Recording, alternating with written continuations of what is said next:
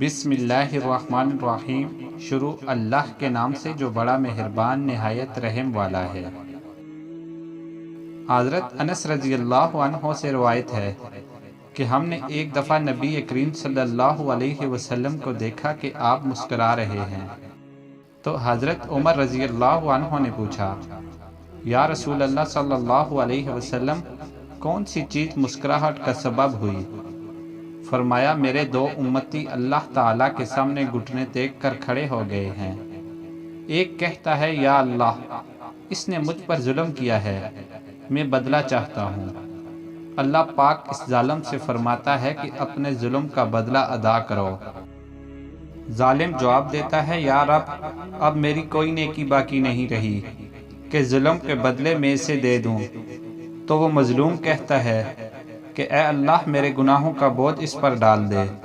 یہ کہتے ہوئے نبی کریم صلی اللہ علیہ وسلم آپ دیدہ ہو گئے اور فرمانے لگے، وہ بڑا ہی سخت دن ہوگا۔ لوگ اس بات کے حاجت مند ہوں گے کہ اپنے گناہوں کا بوجھ کسی اور کے سر پر دھر دیں۔ اب اللہ پاک طالب انتقام مظلوم سے فرمائے گا، نظر اٹھا کر جنت کی طرف دیکھ۔ وہ سر اٹھائے گا، جنت کی طرف دیکھے گا اور عرض کرے گا، یا رب، اس میں تو چاندی اور سونے کے محل ہیں اور موتیوں کے بنے ہوئے ہیں۔ یا رب، کیا یہ کسی نبی، کسی صدیق اور شہید کے ہیں؟ اللہ تعالیٰ فرمائے گا، جو اس کی قیمت ادا کرتا ہے اس کو دے دیے جاتے ہیں۔ وہ کہے گا، یا رب، بھلا اس کی قیمت کون ادا کر سکتا ہے؟ اللہ تعالیٰ فرمائے گا، تو اس کی قیمت ادا کر سکتا ہے۔ اب وہ عرض کرے گا، یا رب، کس طرح؟ اللہ جل شانہ ارشاد فرمائے گا، اس طرح کہ تو اپنے بھائی کو معاف کر دے۔ وہ کہے گا، یا رب، میں نے معاف کیا۔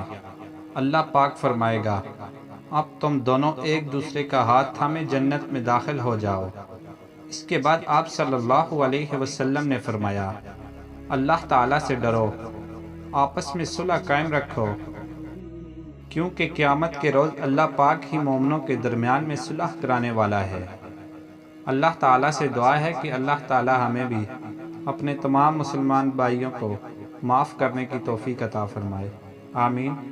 ویڈیو اچھی لگے تو ویڈیو کو لائک اور چینل کو سبسکرائب کیجیے۔ شکریہ۔